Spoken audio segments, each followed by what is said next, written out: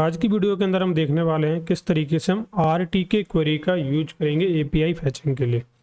तो सबसे पहले मैंने यहाँ पे एक बैकएंड के लिए छोटा सा सेटअप रेडी किया है, जिसके अंदर मैंने MongoDB का यूज करते हुए MongoDB के कनेक्शन बनाया है और index.js के अंदर एक सर्वर बनाया है और उसमें कुछ यहाँ पे API एंड पॉइंट यहाँ पे दिए हुए हैं।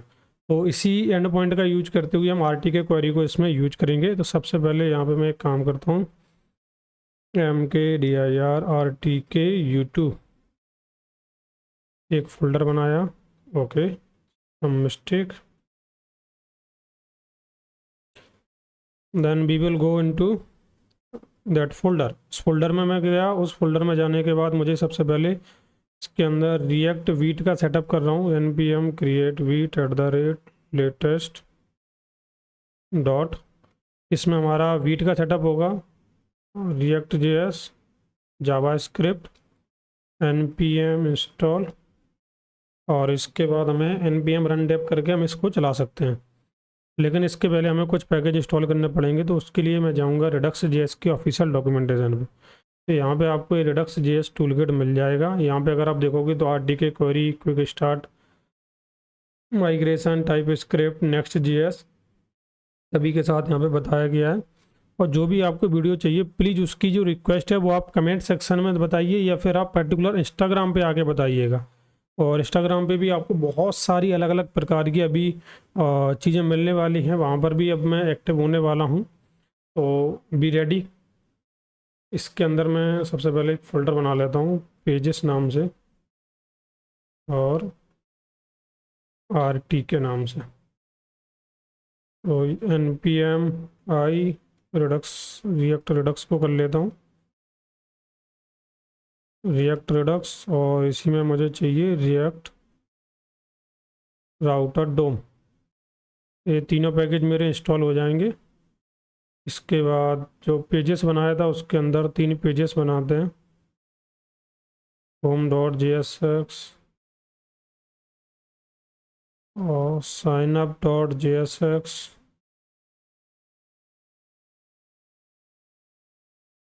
single user.jsx, RAFCE।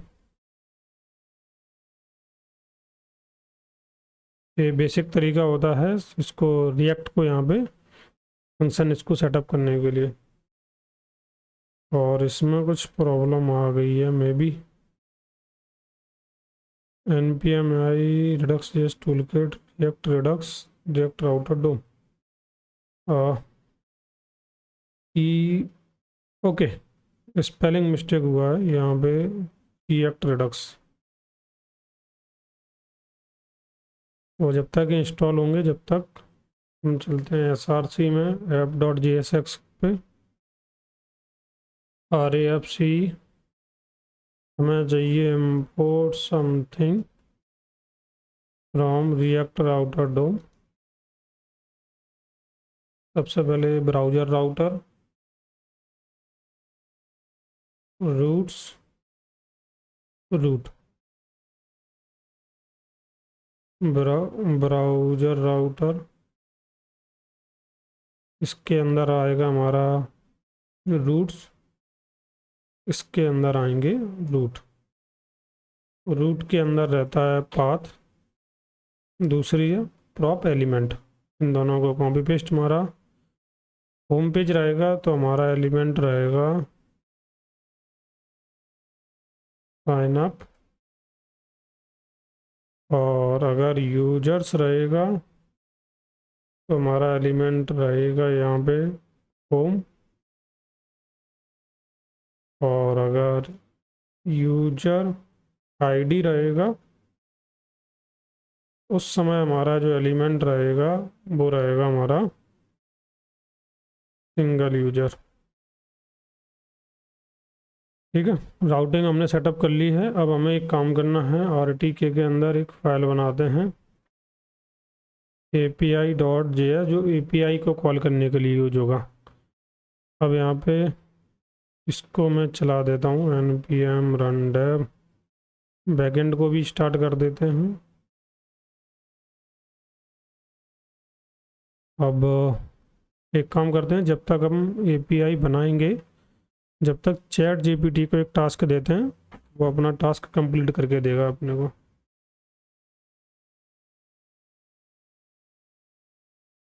Make this sign up form with fields name, email, password and submission form with use state and make it center of screen and design properly। Okay, जब तक ये अपना काम करेगा तो हम यहाँ पे आते हैं, एपीआई में आते हैं। सबसे पहले हमें क्या करना है, रजिस्टर की एपीआई को ऐड करना है। तो रजिस्टर की एपीआई, सबसे पहले मैं इसको बैकएंड को आपको दिखाता हूँ। बैकएंड के अंदर क्या है, रजिस्टर की एपीआई को ऐड करना है। इसके अंदर हमको चाहिए नेम, ईमेल, पासवर्ड, जो कि हमारी बॉडी में हमको पास करना है। तो इसके लिए सबसे पहले यहाँ पे आएंगे, import something from Redux toolkit /query /react।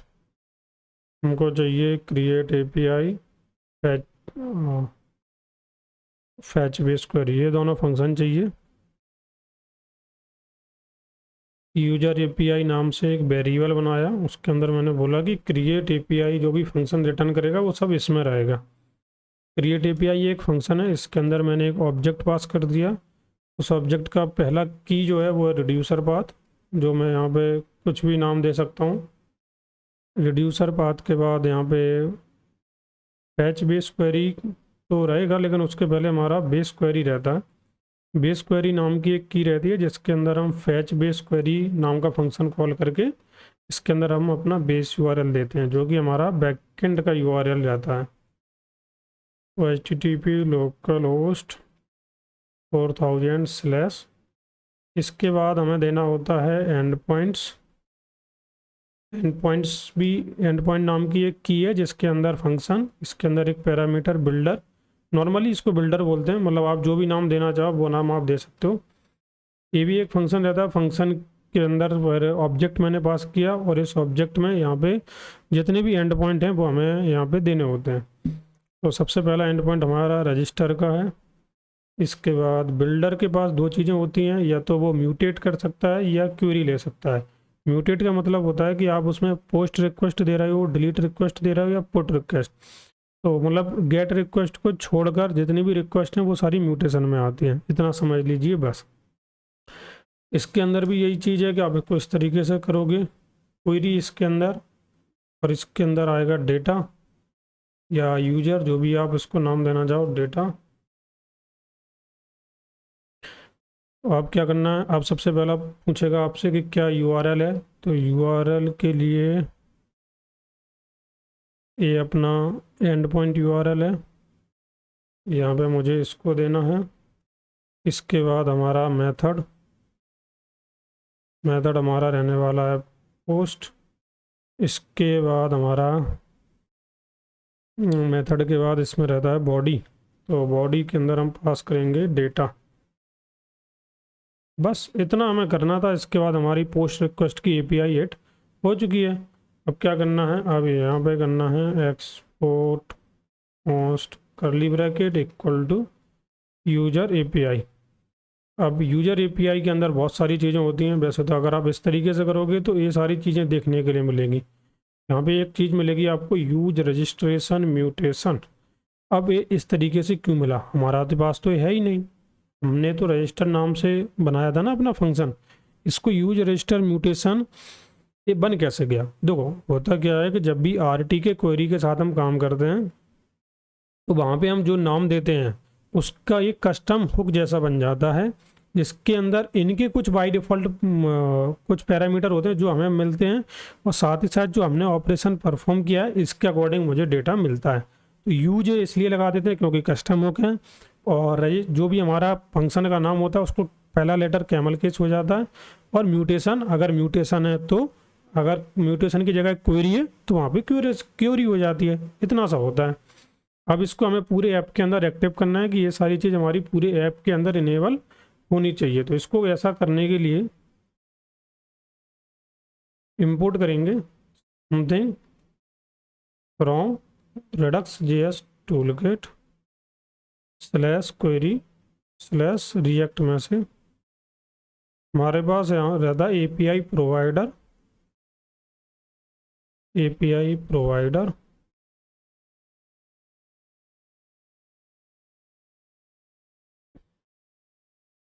इसमें एक एपीआई नाम का पैरामीटर रहता है या फिर प्रॉप्स बोल सकते हो आप। एक प्रॉप्स रहता है जिसके अंदर हमें देना है यूजर एपीआई जो हमने अभी थोड़ी देर पहले बनाया। मे बी मैं एक्सपोर्ट करना भूल गया। ओके, तो मुझे यहाँ पे एक्सपोर्ट कर देना चाहिए। इसके बाद मैं इसको ले सकता हूँ। अब इस तरीके से मैंने इसको पूरे ऐप के अंदर इनेबल कर दिया है। अब मैं चलता हूँ साइन अप के अंदर। साइन अप का हमने जो टास्क है वो चैट जीपीटी को दिया था, पूछते हैं कितना हुआ इससे। तो चैट जीपीटी ने एक सीएसएस ओके काफ़ी अच्छे तरीके से लगता है लिख दिया है।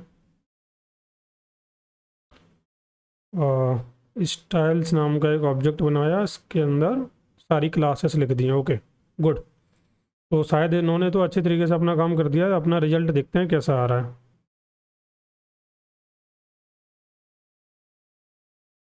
लोकल होस्ट 5173 ये कुछ इस तरीके से आ रहा है, नेम ईमेल पासवर्ड ठीक है।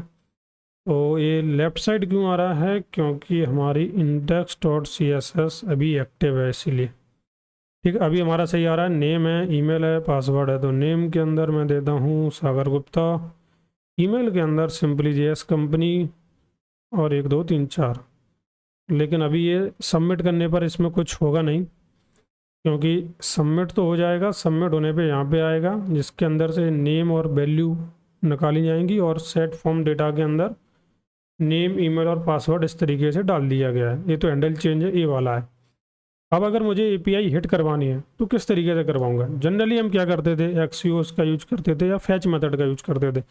लेकिन यहाँ पे ऐसा कुछ भी हमें करने की ज़रूरत नहीं है।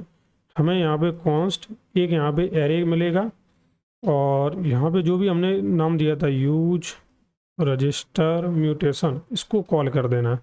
इसका जो पहला पैरामीटर जो होता है वो आपका वो वाला फंक्शन होता है कि जो भी आपको नाम देना है। जैसे मैंने यहाँ पे नाम दिया कि रजिस्टर यूजर, तो रजिस्टर यूजर को कॉल करूँगा और उसके अंदर डेटा पास कर सकता हूँ। अगर मैं यहाँ पे करली ब्रैकेट लगा कंट्रोल स्पेस दबाता हूँ वो पूरा चीज़ मुझे यहाँ पे मिलेगा, जैसे डेटा है, सक्सेस है, सारी चीज़ें मुझे मिल जाएंगी। तो हैंडल सबमिट में एक काम करता हूँ, यहाँ पे const result equal to await, इसको बनाना पड़ेगा ये सिंक्रोनस फंक्शन। रजिस्टर यूजर इसको कॉल करेंगे, इसके अंदर पास करूँगा मैं फॉर्म डेटा। फॉर्म डेटा के बाद कंसोल लॉग, देखते हैं क्या रिजल्ट में आता है और इसको यहाँ से रिटर्न कर देता हूँ। तो अब अगर मैं यहाँ पे जाऊँगा और इसको इंस्पेक्ट करते हैं, कंसोल करते हैं, डिटेल डालता हूँ सागर गुप्ता, सागर, ईमेल के अंदर simply JS company, password 1 2 3 4। Submit sign up के ऊपर क्लिक किया, आप डेटा देखिए रिजल्ट के अंदर हमको मिला है डेटा, उस डेटा के अंदर भी एक डेटा है और उस डेटा में डेटा है। तो इस तरीके से है जो हमारे पास है। और इसमें मे बी अगर मैं डेटा को बंद कर दूं, इस डेटा के अंदर डेटा है, उस डेटा के अंदर मैसेज है। ओके, तो कुछ इस तरीके से हमारे पास है। और इसके अंदर भी अगर आप चीज़ें देखोगे तो यहाँ पर भी हमने जो भी चीज़ चाहिए, जैसे स्पेस लगा के मैं अगर लगाता हूँ as error, loading, success, status क्या मिला है, एंड पॉइंट का नेम क्या है, ओरिजिनल आर्गूमेंट, रिक्वेस्ट आईडी, वो सारी चीज़ें हमें इसके अंदर मिल जाती हैं। तो इसके बेस पे हम जो है लोडिंग या जो भी हमें दिखाना होता है वो हम यहाँ पे दिखा सकते हैं। तो आई होप आपको ये तो समझ में आ गया होगा। और रजिस्टर यूजर के बाद हमें क्या कर देना है, अब हम नेविगेट करा देते हैं इसको। तो const navigate equal to use navigate. चलो इसमें एक काम करता हूँ, इसमें मैं स्टेटस को भी निकाल लेता हूँ। तो कंसोल लॉग कराता हूँ स्टेटस।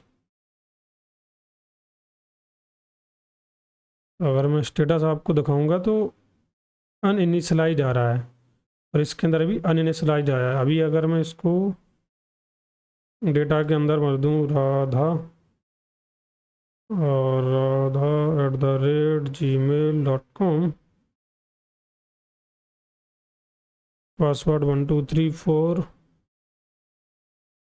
साइन अप के ऊपर क्लिक किया, आप देखो अनइनिशलाइज से पेंडिंग में गया, पेंडिंग के बाद ये फुलफिल्ड हुआ।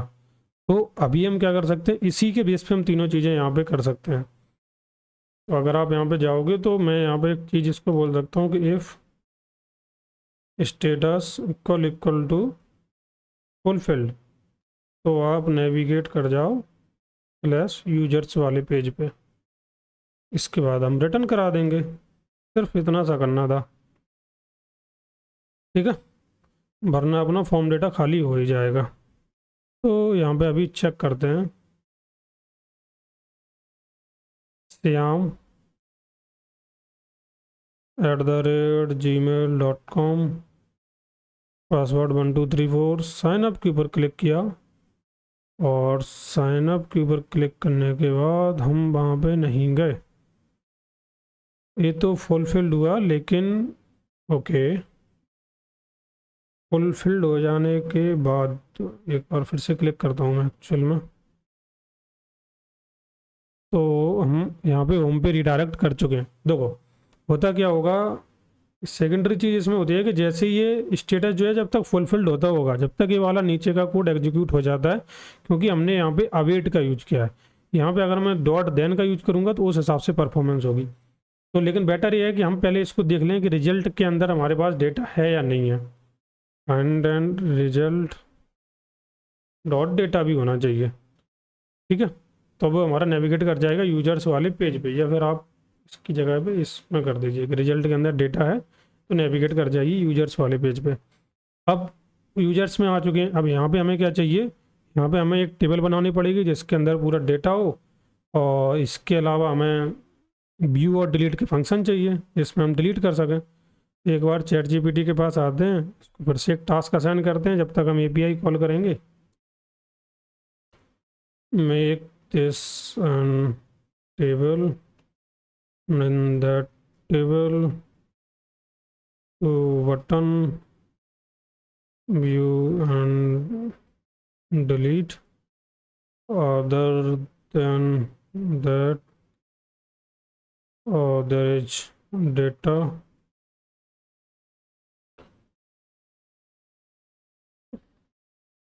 password, and this should be in map, should be in map. Okay, तो मैंने इसको असाइन कर दिया। अब इसके अकॉर्डिंग उसको डिजाइन कर देगा। एपीआई में चलते हैं। अब हमें क्या करना है, इस बार हमारे को म्यूटेशन नहीं, हमें चाहिए क्वेरी।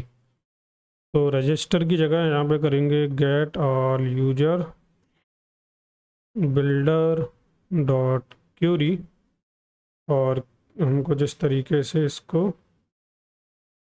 पास करेंगे, हमारे पास क्वेरी के अंदर मुझे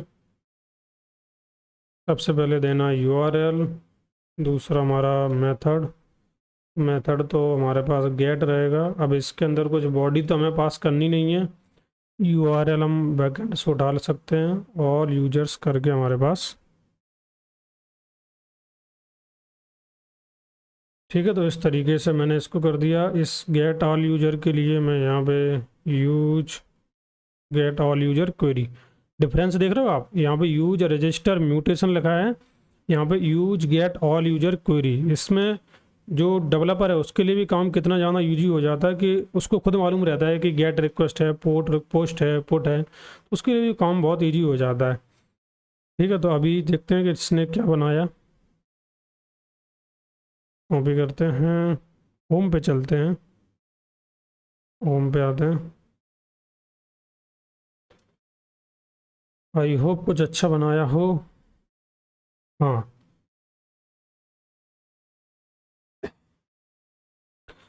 कोड तो अच्छा किया है, अब बस एक काम करना है अपने को। यहाँ पे मे बी यूज स्टेट के साथ किया होगा इन्होंने। ओके, अपने को यूज स्टेट यहाँ पे नहीं चाहिए एक्चुअल में, अपने को यहाँ पे चाहिए कि, और इसको भी हटा देते हैं, फिल्टर यूजर और सेट यूजर। ये फंक्शन अभी कॉल नहीं होना है। मैं इसके अंदर डेटा किससे चाहिए, const curly bracket equal to use get all user query. इसके अंदर अगर आप आओगे तो यहाँ पे कंट्रोल स्पेस दबाओगे, ऑटोमेटिक आपको डेटा मिल जाएगा। डेटा लिखना शुरू करोगे, डेटा आ जाएगा, कंसोल लॉग और डेटा। तो अब अगर आप यहाँ पे जाओगे, ऑब्वियस सी बात है कि यहाँ पे अभी एरर आ चुकी है, तो मुझे यहाँ पे की जगह, यूजर्स की जगह डेटा डॉट डेटा करना पड़ेगा। वो क्यों करना पड़ा है वो अभी आपको देखने के लिए मिलेगा। ये पूरा डेटा है जो डेटाबेस के अंदर मौजूद है। इंस्पेक्ट करते हैं, और उसके पहले मैं इसको कंसोल करा था, कंसोल करा चुका हूँ, तो पर भी यहाँ पे यूज को प्रिंट करा था, कंसोल करा दें। यहाँ पे देखो डेटा के अंदर क्या है, डेटा के अंदर डेटा नाम का एक एरे है, इस एरे के अंदर 11 एलिमेंट थे। तो मैंने बस इतना ही किया है कि डेटा डॉट डेटा और जितने भी एलिमेंट थे वो इसमें रहेंगे। अब यहाँ पे डिलीट मेथड है अपने पास, एक डिलीट बटन है और व्यू का बटन है। तो व्यू की मदद से हमें क्या करना चाहिए, ये वाला डेटा हमें दिखना चाहिए, और डिलीट की मदद से हमें वो वाला डेटा दिखना चाहिए। ओके, तो अब एक काम करते हैं, एक और पेज जो मैंने बनाया था यहाँ पे सिंगल यूजर, ये वाला कोड भी हम चैट जीपीटी को देते हैं डिजाइन करने के लिए।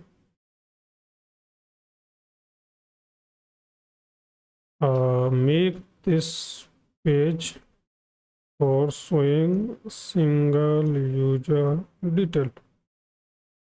ठीक है, जब तक ये बनाएगा, जब तक हम एपीआई कॉल कर लेंगे। तो गेट ऑल यूजर क्वेरी तो हमारी हो चुकी है। अब इसके बाद करते हैं यहाँ पे सिंगल यूजर, इसके अंदर बिल्डर डॉट क्वेरी, और इसके अंदर आएगा क्वेरी, उस क्वेरी के अंदर, और यहाँ पर सबसे पहले हमें यूआरएल देना है, यूआरएल, और मेथड तो यहाँ पे गेट ही रहेगा। मेथड, मेथड के लिए कुछ जेसन नहीं आया यार, मेथड, और यहाँ पे गेट रिक्वेस्ट। बॉडी के लिए यहाँ पे कुछ नहीं है, लेकिन यहाँ पे क्वेरी के अंदर जो है इस यूआरएल में ही डेटा जाएगा। तो एक आईडी आएगी, और यूआरएल जो हमारा होगा, यूआरएल क्या है, यूजर स्लैश आईडी। तो हमें इसके अंदर कुछ इस तरीके से पास करना पड़ेगा, स्लैश यूजर, स्लैश भी नहीं चाहिए एक्चुअल में, यूजर प्लस $: ठीक है।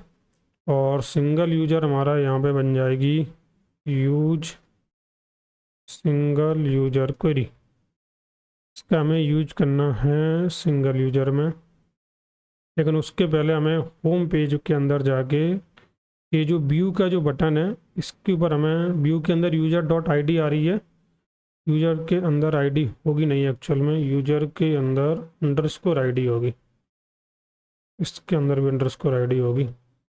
तो ये अंडरस्कोर आईडी को मैं एक काम कर सकता हूँ, const navigate, use navigate, navigate, और नेविगेट करेंगे slash user slash user dollar करली ब्रैकेट आईडी। तो देखते हैं, यहाँ पे अगर हम जाएंगे व्यू के ऊपर अगर क्लिक करूँगा तो local host view user, okay, कुछ अलर्ट आया था क्या? ओके ठीक है, तो इस अलर्ट को हटा देते हैं, और इस पेज के ऊपर पहुँच चुके हैं सिंगल यूजर पे। अब सिंगल यूजर वाला पेज देखते हैं क्या हुआ है, सिंगल यूजर, और लेट मी यहाँ पे इसको पेस्ट किया। सबसे पहले यूज परम्स में से आईडी आएगी, वेरी गुड, चैट जीपीटी बहुत स्मार्ट हो गया है। यहाँ पे यूजर सेट यूजर नल बता रहे हैं क्योंकि यहाँ पे ओके, तो इन्होंने बहुत सारा काम यहाँ पे ऑलरेडी कर दिया था, जो कि नॉर्मल हम एपीआई कॉल करते हैं तब इसी तरीके से परफॉर्म करते हैं। लेकिन हमें ऐसा नहीं चाहिए, हमें चाहिए const curly bracket equal to use single user query, इसके अंदर आईडी पास करेंगे और यहाँ पे हम लेंगे इसका डेटा। अभी देखते हैं कंसोल लॉग डेटा और यूज सिंगल, लेट मी, अब यहाँ पे कहीं पे यूजर्स का यूज हुआ होगा। ओके, यहाँ पे यूजर डॉट नेम पासवर्ड, अभी इसको कमेंट कर दे। ओके, कंट्रोल जेड, इस पूरे पोर्शन को मैं कमेंट कर देता हूँ। तो अभी चलते हैं यहाँ पे आएंगे तो बेसिकली शायद से कोई एरर होगी। तो ये एरर है user is not define, user is not define. तो यूज सिंगल यूजर क्वेरी के अंदर तो वैल्यू कुछ आ नहीं रही है, और जब मैंने इसके अंदर आईडी किया, बेसिकली आईडी में कुछ आया है या नहीं। कंसोल लॉग आईडी, आईडी तो रिलोड करते हैं। आईडी के अंदर तो आईडी आया है, लेकिन यूज सिंगल यूजर क्वेरी के अंदर कोई भी डेटा नहीं आया है। तो पर ऐसा क्यों? API फैचिंग user is not define, user is not define. Okay, तो इसको हटा देते हैं और अभी चलते हैं यहाँ पे। अभी भी use, okay, use single user query के अंदर डेटा आ रहा है और इस डेटा के अंदर डेटा है। ओके, तो बस मुझे इसी को रिप्लेस कर देना है। यूजर की जगह पे data dot data, data dot data और data dot data. I just have to do this in this way, और हमारा कंटेंट यहाँ पे विजिबल होने लगा। तो हमें सिंगल यूजर भी डेटा मैंने यहाँ पे देख लिया। ठीक है, अब यहाँ पे एक काम करते हैं। अब हमारा जो डिलीट वाला है उसके ऊपर हमें काम करना शुरू करना है। यहीं पे एक बहुत इंपॉर्टेंट चीज़ आपको अभी सीखने के लिए मिलेगी। तो सबसे पहले यहाँ पे डिलीट के लिए, डिलीट हमारा म्यूटेशन होने वाला है, तो delete user builder dot mutation. सबसे पहले हमें क्वेरी देनी है, इसके अंदर आईडी आएगी, यूआरएल, तो यूआरएल तो वही रहेगा स्लैश यूजर और डॉलर करली ब्रैकेट आईडी। इसके बाद हमारा मेथड हमारा रहेगा डिलीट, और यहाँ पे हम कर देंगे use cat, sorry use delete all, delete user mutation. तो डिलीट यूजर म्यूटेशन को हमें कहाँ पे यूज करना है? होम के अंदर। होम के अंदर करना है कॉन्स्ट एरे, के बाद तो कॉल किया, आई होप इंपोर्ट हो गया होगा। इसके बाद डिलीट यूजर, जो कि हमारा पहला आर्गूमेंट है, तो वो फंक्शन रहेगा। के बाद करली ब्रैकेट लगा के जो भी हमारे पास है डेटा, जो भी हम लेना चाहते हैं वो यहाँ पे आ जाएगा। तो ओके, डेटा ऑलरेडी डिफाइन है, तो मैं इसको एज इस डेटा नाम के वेरिएबल को डिलीटेड डेटा करके कुछ भी ले सकते हैं, या नहीं भी लेना है तो इस सक्सेस को ले लेते हैं, इस सक्सेस को। तो ये इसका नाम डिलीट हो गया, डिलीट कर देते हैं। तो हैंडल डिलीट करते समय तो ये सिंक्रोनस फंक्शन बनाना पड़ेगा, const response equal to await delete user, के अंदर आईडी पास करी और कंसोल लॉग रिस्पॉन्स, तो डिलीट यूजर, ठीक है, हैंडल डिलीट भी सही है। अब एक काम करते हैं, अभी आपको एक चीज़ देखने के लिए मिलेगी, बहुत ही अच्छी चीज़ है, मस्त चीज़ है एकदम। सागर गुप्ता सिंपली जीएस वाला है, डिलीट के ऊपर क्लिक किया, आप देखो डेटा मुझे मिला है, इसके अंदर मुझे डेटा मिल चुका। अच्छा, use get all user query वाला है ना, ये वाला डेटा है। Message user deleted successfully, user delete हो चुका है, लेकिन यहाँ पे देखो डेटा अभी भी दिख रहा है। ये डेटा अभी जैसे ही मैं रिलोड करूँगा ये हट जाएगा, ऑब्वियस सी बात है, ये हट जाएगा। इसका पासवर्ड देखो 1234 था, वो वाला हट चुका है। यहाँ पर भी देखो डिलीट के ऊपर मैंने क्लिक कर दिया, लेकिन ये डेटा हटा नहीं है, रीलोड करने पे ये वाला डेटा हट चुका है। अब तो लेकिन एक गड़बड़ जो है, ये ऐसा क्यों हो रहा है, यही चीज़ समझने के लिए हमारे पास एक बहुत अच्छा तरीका होता है रिएक्ट रिडक्स टूलकिट क्वेरी के अंदर। सबसे पहले मैंने यहाँ पे एक चीज़ नहीं दी है जिसका नाम है टैग टाइप्स। टैग टाइप्स की मदद से आप बहुत इजीली ये चीज़ कर सकते हो कि अपना जो डेटा है उसको अपन कैचे में स्टोर कर सकते हैं कि कब डेटा हमारा दोबारा से इसको रीकैच करवाना है या नहीं करवाना है, कुछ चेंजेस उसके अंदर हो रहे हैं तो उसमें वो चीज़ परफॉर्म करनी है या नहीं करनी है, तो हम इसकी मदद से कर सकते हैं। जैसे हमारा यहाँ पे रजिस्ट्रेशन के टाइम पे जिस समय हमारी क्वेरी ख़त्म हो रही, उस समय हम उसको बोल सकते हैं कि मुझे इनवैलिडेट टैग्स के अंदर यूजर्स से हमें करना है, ठीक है। यही सेम चीज़ हम इसके अंदर भी बोल सकते हैं। यहाँ पे जब हमारी इसके अंदर रहता है प्रोवाइडेड टैग्स, यहाँ पर भी हम एक फंक्शन देते हैं जिसके अंदर कोई भी रिजल्ट के ऊपर अगर अपने को कोई ऑपरेशन परफॉर्म करना है तो हम इस पर कर सकते हैं, नहीं करना है तो बेसिकली सिंपल एरे दो और इसके अंदर यूजर्स, और जो भी अगर आपको दूसरा कुछ पैरामीटर देना है तो आप दे सकते हो। जैसे कि मैं इसमें दे देता हूँ आईडी हम दे सकते हैं, लेकिन फिर भी यूजर्स दिया अभी। और इसके अलावा हमारा क्या है, सिंगल यूजर, ये भी क्वेरी है, तो इसके लिए भी हमको प्रोवाइडेड टैग ही देना पड़ेगा, लेकिन इसके लिए वैसे ज़रूरी नहीं है।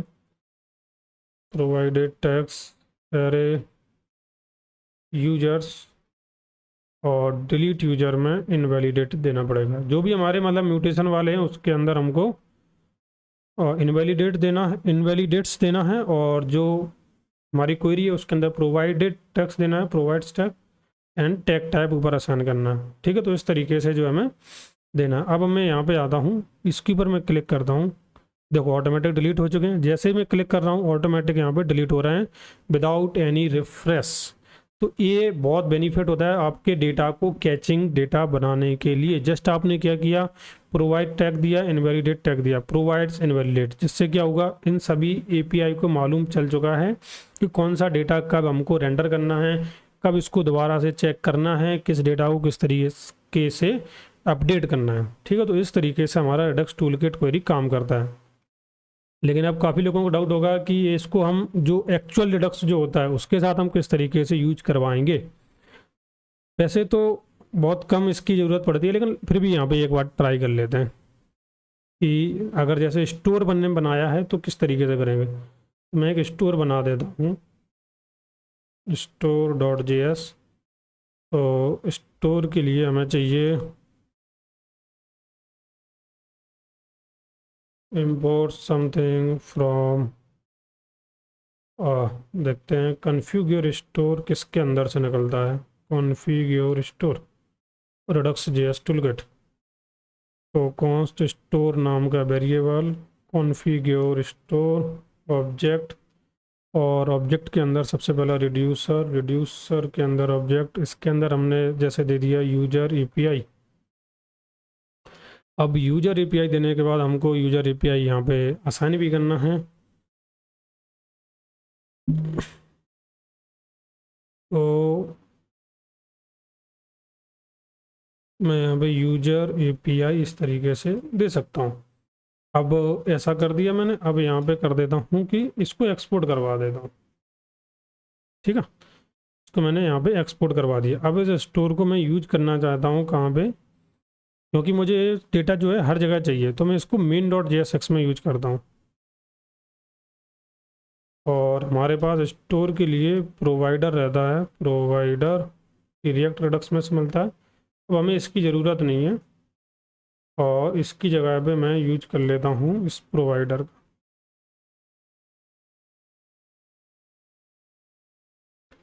प्रोवाइडर के अंदर चाहिए रहता है स्टोर, तो मैंने स्टोर यहाँ पे पास किया, ये यहाँ से इंपोर्ट होके आ जाएगा। लेकिन अब एक इशू आएगा कि ये जो डेटा अभी तक हमें मिल रहा था अब यहाँ पे नहीं मिलेगा, उसमें एक एरर देखने के लिए मिलेगी। देखो एरर क्या मिलेगी, एरर ये बोलेगी कि हमारे पास store does not have a valid reducer makes for the argument combined reducer is an object whose values are reducer. ये वैलिड रिड्यूसर ये बोल रहा है कि हमारे पास जो हमने अभी रिड्यूसर दिया है वो एक वैलिड रिड्यूसर नहीं है, यानी कि हम रिड्यूसर इस तरीके से नहीं दे सकते। ठीक है, तो यूजर एपीआई डॉट, यहाँ पे देखो एंड पॉइंट है, मिडलवेयर है, बहुत सारी चीज़ें हैं। चलो यहाँ पे रिड्यूसर देते हैं, यूजर एपीआई डॉट रिड्यूसर। अब यहाँ पे इसको मैं रिलोड करता हूँ। आप यहाँ पे देखो वो एरर जा चुकी है, लेकिन आप क्या बोल रहा है कि middleware for RTK query API add reducer path user API has not been added to the store, you must add the middleware for RTK query to function correctly. तो अब आपको मिडलवेयर देना ही देना पड़ेगा। तो यहाँ पे स्टोर के अंदर ही एक चीज़ और होती है मिडलवेयर। तो मिडलवेयर के अंदर हम इस तरीके से दे सकते हैं, तो कोई भी यहाँ पे आप वैल्यू उठा लीजिए। यहाँ पे हम दे सकते हैं कि हमारे पास जो मिडलवेयर है, इस मिडलवेयर को कॉल करेंगे तो यहाँ पे डॉट कॉनकैट इस तरीके से हमारे पास सारी चीज़ें आती हैं। हम यहाँ पे दे सकते हैं मिड डॉट यूजर एपीआई और यूजर एपीआई, इस तरीके से ट्राई करते हैं एक बार। मे भी मेरे लिखने के तरीके में कुछ गड़बड़ हो रही है यहाँ पे, इसको मुझे ओके एक बार इसको चैट जीपीटी से पूछता हूँ कि इसको कैसे लिखना है, जो कि लिखने का तरीका इसका थोड़ा सा डिफरेंट हो सकता है, क्योंकि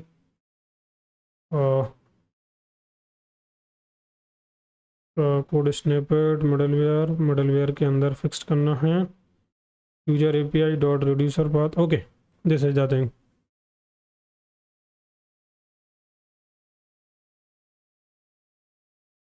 तो यूजर एपीआई का इन्होंने रिड्यूसर पाथ दे दिया और user API dot reducer middleware के अंदर गेट डिफॉल्ट मिडलवेयर और मिडलवेयर के अंदर डॉट कॉनकेट लगा के यूजर एपीआई डॉट मिडलवेयर। तो इस तरीके से भी हम कर सकते हैं। अगर इस तरीके से नहीं करना है तो चैट जीपीटी को ही बोलूँगा कि स्प्रेड ऑपरेटर से करो, स्प्रेड ऑपरेटर से करो, तो वो भी हमारे पास एक तरीका होता है। तो achieve the store dot JS हम इस तरीके से भी कर सकते हैं, जो कि मेरा पिछली लास्ट टाइम वाला ठीक था, लेकिन इसके अंदर मुझे ऐसा करना था बस यूजर एपीआई डॉट मिडलवेयर। अब मैं यहाँ पे जाऊँगा तो डेटा मुझे मिलना चाहिए। ओके तो यूजर एपीआई तो नहीं है, इसमें इन्होंने कुछ गलती कर दी है, तो एपीआई है। ओके ठीक है, तो हमें डेटा मिल चुका है। तो ये हमारा इस तरीके से, अगर हमें स्टोर के साथ इसको यूज करना है तो कुछ इस तरीके से हम स्टोर के साथ बहुत सिंपल तरीके से हम यूज कर सकते हैं। स्टोर के अंदर जिस तरीके से हम नॉर्मल रिड्यूसर पास करते थे वो रिड्यूसर हम देते जाएंगे, वो डेटा हमारा ट्रांसफ़र इधर से उधर होता चला जाएगा। केवल एपीआई के कॉल के लिए हमें मिडलवेयर देना जरूरी था, ये अगर हम नहीं देते तो फिर हमारे एरर आते रहते। यहाँ पे हम जितनी भी हम एपीआई बनाएंगे आरटी के क्वेरी में, जैसे मैंने यूजर एपीआई बनाया, इसी तरीके से प्रोडक्ट एपीआई हो सकता है या फिर कुछ और एपीआई हो सकता है। तो जितने भी हमारी एपीआई रहती हैं वो सारी एपीआई हम इस तरीके से इसमें पास कर सकते हैं। ओके आपने अभी तक मेरे डिस्कॉर्ड को ज्वाइन नहीं किया तो डिस्कॉर्ड को ज्वाइन जरूर कर लें, और आने के बाद जब भी आप जनरल के अंदर आओगे तो प्लीज़ यहाँ पे आप अपनी सिटी जरूर मेंशन कीजिए किस सिटी से हो, क्योंकि इसी के अंदर मैं एक नया अलग अलग बनाने वाला हूँ, जिसके अंदर मैं चंडीगढ़, नोएडा, इंदौर, सभी प्रकार के अलग अलग प्रकार के जो मर्न स्टैक डेवलपर हैं अलग अलग जगह कितना पूरी उनकी अलग अलग जगह से पूरा डिटेल निकालेंगे। ठीक है, और व्हाट्सएप का ग्रुप अभी तक आपने ज्वाइन नहीं किया तो प्लीज़ व्हाट्सएप का ग्रुप भी ज्वाइन कर लीजिए। बहुत ही अमेजिंग चीज़ें आने वाली हैं, और कम्प्लीटली मैं एक्टिव हो चुका हूँ डिस्कॉर्ड पे, व्हाट्सएप पे, और साथ ही साथ में यूट्यूब पर भी। तो आप जितना चाहो उतना सब्सक्राइब करो, शेयर करो चैनल को, मतलब पूरी तरीके से फैला दो अपने चैनल। ठीक है, तो मिलते हैं अगली वीडियो में, जब तक के लिए thank you for watching this video.